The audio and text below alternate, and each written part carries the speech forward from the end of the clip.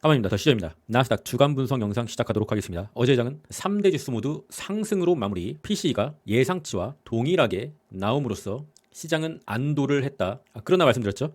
PC가 나온 직후가 당일에 고점이 될 것이다. 다행인 것은 PC가 예상치와 동일하게 나왔고 더 낮게 나오거나 더 높게 나오지 않았기 때문에 너무 급등을 하거나 너무 급락을 하지도 않고 장 초반에 차익 실현을 뒤로 한 채 완만하게 상승을 하였다. 최상의 지표가 나온 것이죠. 예상치와 동일하게만 나오는 게 가장 좋다 말씀드렸죠. 그리고 현재의 증시를 짓누르는 공포는 유럽발 금융 위기와 미국 셧다운이죠. 트럼프는 정부 셧다운으로 공무원 해고되면 민주당 책임, 그리고 연방 정부 셧다운 해야 하면 한다. 민주당에 달려. 한마디로 트럼프도 뭐 셧다운을 할지 말지는 정확히 모르겠으나 셧다운을 하게 되면은 민주당의 책임이고 안 하게 되면은 본인이 잘해서다. 트럼프 이분은 굉장히 특이한 사람이에요. 역대 미국의 대통령 중에서 가장 호전적이면서 잘 되면은 내가 잘한 거고 못 되면은 남 탓하기. 굉장히 마음에 들어. 화끈합니다. 챗 GPT한테 셧다운 가능성에 대해서 물어봤는데 일단 셧다운은 미국의 연방정부 재정연도가 10월 1일 시작이고 새 회계 연도에 대한 예산 또는 이어지는 임시 예산이 통과되지 않으면 정부 셧다운이 됩니다. 백악관은 기관들에게 셧다운을 대비하라는 지침을 내렸다는 보도도 있다. 여론 및 정치적 압박도 커지고 있고 민주당 측에서는 예산 협상에 더 유리한 조건을 요구하거나 타협을 늦추려는 태도 등이 보입니다. 한마디로 당연히 트럼프 입장에서는 셧다운이 되지 않기를 바라고 있으나 민주당이 현재 공화당의 행보를 방해하려고 셧다운을 준비 중이다. 이렇게 보입니다. 셧다운의 가능성 시점 확률은 그러니까 10월 1일 0시 직후로 셧다운이 되거나 되지 않거나 하게 되는 거죠. 폴리마켓 예측 시장에서는 셧다운 가능성을 약 45% 수준으로 본다는 보도도 있습니다. 폴리마켓은 도박 사이트고 예측 퍼센트는 매일매일 달라집니다. GPT의 가능성 및 영향으로는 셧다운 가능성은 현재 중고 수준은 있다고 보고 있습니다. 약간 셧다운이 될 수도 있겠다는 생각은 들어요. 전체적으로 봤을 때. 그런데 제 생각은 그래요. 미국 시장이 이 셧다운을 계기로 하락장으로의 진입으로 간 사례는 여태껏 단 한 번도 없었다. 그렇기 때문에 셧다운이 되면은 당연히 이제 정부가 마비되고 각 관공서도 마비된다는 것이니까 증시에 충격은 있겠죠. 셧다운이 됐는데 증시에 충격이 없는 것도 이상하잖아. 그러니까 일시적인 증시에 충격은 있을지언정 25년은 아무래도 대세 상승장이기 때문에 그것은 분할 매수의 기회가 될 수가 있다. 여러분 현금 비중 많잖아요. 현금 비중 없이 주식 100%인 사람은 없잖아요. 그러니까 남은 현금 비중으로 만약에 셧다운이 일어났을 시 증시에 충격이 오면은 줍줍을 하고 연말에 상승장을 누려봐야겠다. 근데 가장 최악의 경우는 이 셧다운이 만약에 됐을 경우에 충격은 올 텐데 여기서 또 다른 충격이 오는 거예요. 예상치 못한 또 다른 충격이 이렇게 온다. 그럼 한 번 더 분할 매수하면 되는 거야. 무적의 분할 매수. 현금 있잖아. 최근에 증시의 9월 급등에서 약간의 분할 매도 그리고 일부 중소형주의 수익 실현을 통해서 현금 좀 확보를 해놨잖아요. 매수하면 되는 겁니다. 좋아해야 돼요. 셧다운이 오면은. 전 그렇게 생각합니다. 안 오면은 뭐 더 좋고요. 9월 7일에 S&P 맵을 보면은 전체적으로 좀 초록초록하니 좋습니다. 그러나 한 주간의 맵을 보면은 그동안 오르지 못했었던 신고가를 달성하지 못한 매그니피센트 7 중에 애플과 테슬라를 제외하고 나머지는 조금 약간의 어떤 쉬어감을 보였습니다. 전체적으로 키 맞추기 장세가 여전히 유지되고 있다고 보고 있으며 다시 챗 GPT로 돌아오면은 9월 22일부터 26일 이번 주의 상승률은 역대 10년간 봤을 때 상승이 0, 하락이 10, 100%의 확률로 하락의 주간이다. 그래서 이 저번 주 주간 영상에서 말씀드린 거예요. 너무 흥분해서 많은 주식을 홀딩하는 물량으로 사지 말아라. 역시나 나스닥 QQQ로 봤을 때 이번 주는 월요일은 좋았으나 주중에 좋지 않은 조정을 보이면서 주봉의 종가가 마이너스 0.56%로 마감이 되었다. 나름대로의 선방입니다. 지난 10년간의 상황을 봤을 때 상당히 선방을 하였다. 그러면 이제 다음 주도 한번 물어봐야겠죠. 다음 주 9월 29일부터 10월 3일까지의 10년간 상승률을 물어봤더니 상승이 6번, 하락이 4번, 평균은 플러스 0.8%. 다음 주도 챗 GPT의 10년간 분석이 맞다면 나름대로 조금 괜찮지 않겠느냐. 그러니까 9월 한 달 동안의 10년간 상승률이 상승이 4번, 하락이 6번. 통상적으로 9월은 좋지 않은 달인데 지금 현재 QQQ 기준으로 월봉이 4.48% 상승 중이에요. 남은 거래일은 2거래일이고 셧다운 이슈가 조금 있긴 하고 남은 2거래일 동안 4.48%가 내리면서 9월을 음전으로 마무리할 수 있을까? 이 가능성이 있는 일인가? 그래도 일단은 9월 달 자체가 너무 많이 올라왔기 때문에 약간의 긴장은 필요하다. 그러면은 10월도 한번 물어봐야 됩니다. 10월 동안 10년간 상승률을 물어보면은 상승이 8번, 하락이 2번, 평균적으로 한 2%가 올랐습니다. 그런데 이 평균을 많이 깎아먹었던 연도가 2018년 트럼프 미중 관세 전쟁, 이때 10월 달에 지옥이었죠. 마이너스 7%가 내렸습니다. 그리고 올해 트럼프의 전 세계를 통한 관세 전쟁은 이미 한 번 왔다 갔잖아요. 그런데 또 올라나? 또 올 수도 있겠죠. 그러면은 줍줍하면 되는 거야. 기승전 줍줍이다. 올해의 마지막 기회가 될 수도 있다. 주말마다 멤버십 영상을 올려드리는데 최근에 멤버십에 새로 들어오신 분들이 좀 있어서 좀 기본적인 거를 만들었습니다. 추세선 긋기. 제가 영상에서 차트를 키고 저항선이다, 지지선이다, 지지선만 지켜주면은 다시 한번 반등이 시작될 것이다, 뭐 이런 말을 하잖아요. 그런 추세선을 긋는 방법을 초보자도 알 수 있게 상세하게 만들어서 업로드를 하였습니다. 멤버십 여러분들은 참고하시고요.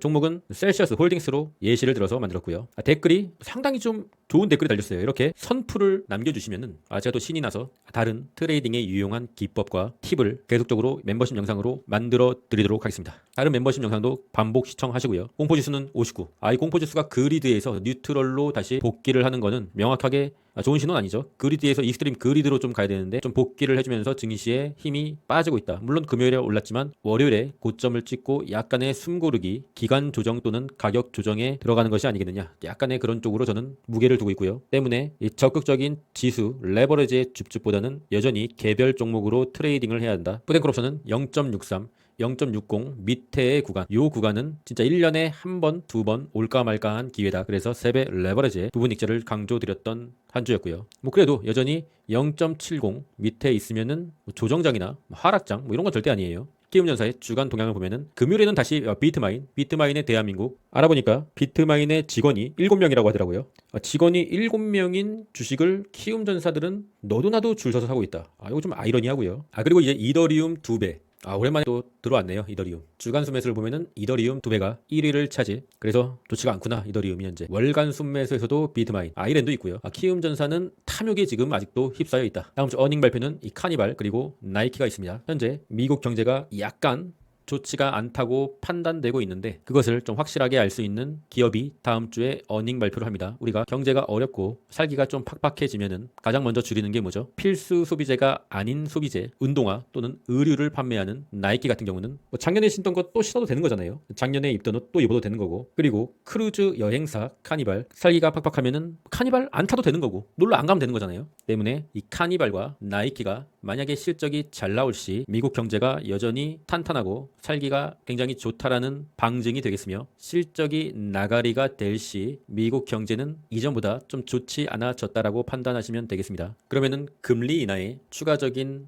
실행도 확률이 높아지는 거겠죠. 다음 주 주요일정입니다. 월요일에는 잠정 주택 판매 지수, 댈러스 연준 제조업 활동 지수 있습니다. 크게 중요한 건 아니고요. 중요한 건 이거죠. 화요일에 졸트 구인 이직 보고서 잡 오프닝이죠. 현재 미국 증시의 기조는 고용이 좀 안 좋아져야, 약간 안 좋아져야 금리 인하를 추가적으로 할 수 있는 명분이 생긴다라는 기조로 고용이 안 좋으면 증시가 오르는 상황이죠. 노무라는 예상치보다 조금 높게 잡 오프닝을 예상하고 있네요. 경기가 좋다는 건데 이러면은 별로 그렇게 증시에 좋지 않다. 지켜봐야 되고요. 수요일에는 ISM 제조업 지수는 50을 기준으로 보시면 됩니다. 50보다 높으면은 경기의 호조, 50보다 낮으면은 경기의 둔화. 예상치 자체가 50보다 낮습니다. 경기의 둔화고, 노무라는 49로 예상치와 조금 동일하게 예상하고 있다. 목요일에는 차량 총 매출, 공장 수주, 신규 실업수당 청구 건수, 역시나 뭐 크게 중요한 건 아닌데, 왜냐면 그 다음날 금요일에 고용 보고서가 나오기 때문이죠. 비농업 고용지수, 실업률을 굉장히 중요하게 체크를 해야 됩니다. 비농업 고용지수는 예상치보다 노무라는 조금 높게, 실업률은 동일하게 예상하고 있네요. 언제나 모든 지표는 예상치와 똑같이 나오는 게 좋아요. 왜냐? 예상치는 이미 시장에 반영되어 있는 수치고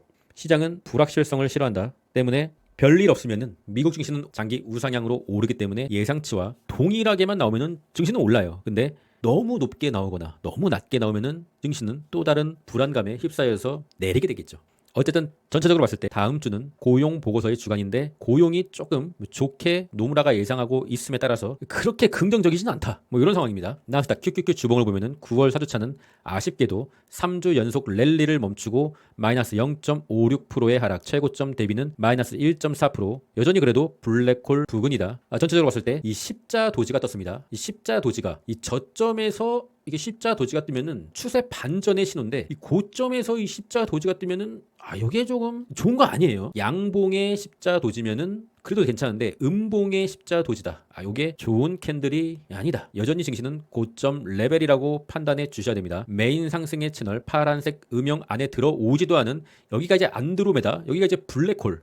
안드로메다에서 블랙홀 사이에 있다. 그러니까 여전히 증시는 고점 레벨이다. 블랙홀에 터치를 하면은 세배 레버리지의 기계적인 부분 익절을 하라고 했죠. 아주 평단이 낮은 장투 스타일을 제외하고는 애매한 데서 막 이렇게 사면은 이 블랙홀에서는 일단 수익 실현을 해야 한다라고 말씀드렸고요. 그래도 이 블랙홀은 올라가고 있잖아요. 올라가는 블랙홀. 조정이 와도 블랙홀 라인의 상단은 다시 올라가고 있기 때문에 조정이 오면은 또 쇼핑 해봐야죠. 롱의 보조지표를 보면은 일단은 S&P, 나스닥 모두 RSI의 초과매수를 해소를 하는 약간의 RSI가 내려왔습니다. 스토캐스틱은 여전히 초과매수의 구간이고 RSI가 내려왔다는 것을 긍정적으로 보면은 과매수를 해소했다라고 볼 수 있지만 부정적으로 보면은 단기적인 고점이 이미 지나갔다라고 판단해 볼 수도 있는 것이죠. 증시는 여전히 고점 레벨이고 그 안에서 개별주의 순환매가 일어나면서 현재는 지수 레버리지를 적극적으로 쓰기보다는 적절한 개별주 종목을 찾아서 트레이딩을 해야 하는 기간이다. 달러 인덱스 보겠습니다. 며칠 전 영상에서 말씀드렸죠. 저는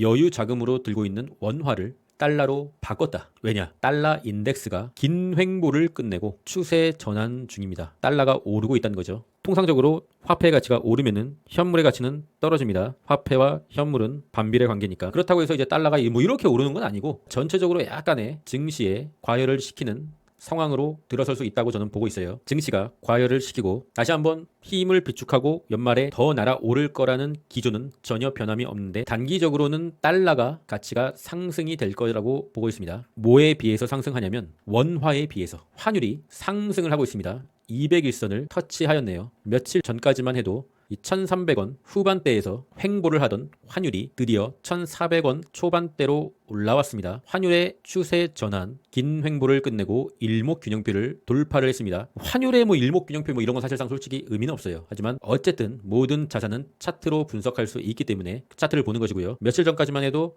한 1,300원 후반대에서 1달러를 살 수 있었지만 이제 1,400원 초반대에서 1달러를 살 수가 있다. 원화의 가치가 땅바닥으로 나뒹굴고 있다. 우리는 자산을 생활비를 제외하고는 모든 돈을 달러로 가지고 있어야 된다. 달러가 짧은 차트로 봤을 때는 이렇게 내렸다가 살짝 오르는 이런 상황이지만 달러를 주봉 차트로 봤을 시에는 전체적으로 우상향의 차트다. 대한민국의 금융위기 IMF가 왔을 때는 달러가 거의 이거는 1,800원 후반대까지 올라갔던 것이죠. 대한민국이 IMF가 온다는 게 아니라 일일 변동폭을 신경 쓰지 말고 어차피 미국 주식에 투자하는 우리는 일반 사람들은 하고 싶은 대로 하시고요. 우리는 여유 자금을 모두 달러로 들고 있는 게 훨씬 더 자산 증식에 유리한 포지션이다. 이걸 말하고 싶은 거예요. 뭐 말인지 아시겠죠? 국제유가입니다. 국제유가가 약간 지금 올라오고 있어요. 물론 200일선을 돌파하진 못했지만 국제유가는 200일선을 돌파하면은 순간 급등을 좀 하는 경향이 있더라고요. 현재 약간 경계는 해봐야 된다. 많이 우려할 상황은 아닌 것 같습니다. 아직 경계 정도. 골드입니다. 말씀드렸죠? 골드는 멈추지 않는다. 골드는 멈추지 않아요, 여러분. 영상도 따로 만들어드렸잖아요. 결국에 제 생각에는 물론 비트코인, 미국 주식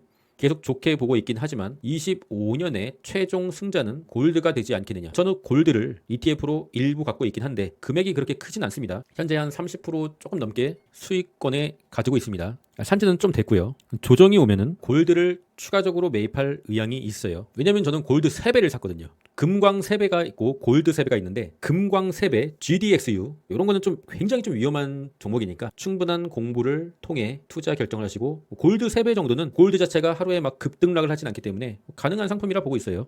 TQQQ보다도 변동성이 좀 적은 골드 3배 빅스 지수입니다. 빅스가 이 빨간색 선 한 14점 후반대 정도를 보여주면은 기술적으로 이렇게 튀어오릅니다. 기술적으로 이 빨간색 선만 닿으면 어김없이 튀어오르더라고요. 현재 빨간색 선까지의 간격이 많이 남아있진 않습니다. 조만간 여기 또 닿으면 확 튀어오를 수 있으니까 빅스에 제가 그어드린 빨간색 선 14.7 정도에 그어놨으니까 여기를 좀 참고를 하시어서 트레이딩에 임하시면 될 것 같아요. 쇼세 보조지표 속스 S와 SQQQ 모두 스토캐스틱 K값이 D값을 아래에서 위로 터치. 그러면서 뭔가 좀 반등을 꾀하려고 하고 있으나 반등이 오더라도 다시 이렇게 내리지 않을까 생각하고 있고요. 일단은 조금 차트적으로는 긴장을 좀 해야 됩니다. 키움전사의 ETF 순매수는 금요일에 테슬라 숏이 4위에 지켜주면서 우리의 테슬라를 또 방어해줬다. 감사합니다. 키움전사들은 금요일에는 조금 잘했네요. 키움전사도 이길 때가 있어야지. 아마존과 이더리움을 매수를 하면서 금요일에는 전체적으로 증시가 좋았으니까 키움전사도 승리했지만 이 테슬라는 실패했다. 테슬라라는 종목은 세력이 매우 민첩하게 움직이는 종목이라 개미가 몰리지 않는 날만 주가를 올려주는 거죠. 이거 굉장한 팁이에요. 숙지하시고요.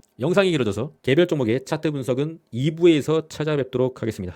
그런데 우리가 한 가지 짚고 넘어가야 될 게 여러분과의 저와의 약속이 있었잖아요. 좋아요 800개. 우리 여러분 충분히 할 수 있으신 분이에요. 좋아요 800개를 여러분들이 만들어 줄 수 있다. 여러분은 할 수 있습니다. 할 수 있는데 안 하는 것일 뿐. 좋아요가 지금 500개로 나왔다. 여러분 할 수 있습니다. 금요일 UDT 멤버십에서는 이 새벽반에서 TSLL과 아이온 큐숏 단기 매매 성공을 했고요. 단기 매매는 짧게 하는 매매를 하고 있고, 장교 멤버십은 중장기 스윙을 하고 있습니다. 9월 달에 현재까지는 증시가 많이 올라서 테슬라도 많이 올랐고요. 그래서 제 개인적으로는 물론 주초에 비해서는 살짝 떨어졌지만 여전히 올타임 하이 수준에 다다르고 있습니다. 관심 있으신 분들은 고정 댓글 링크를 확인해 주시고요. 오늘 한번 또 지켜보겠습니다. 여러분들이 할 수 있나 없나. 포기하지 않으면 희망은 있다. 박혜영 경이고요. 여러분 아무것도 하지 않으면 아무 일도 일어나지 않고 포기하지 않으면 여전히 희망은 있습니다. 그럼 2부 차트 분석 영상으로 다시 돌아오겠습니다. 그럼 전 끝까지 하겠습니다. 이상입니다.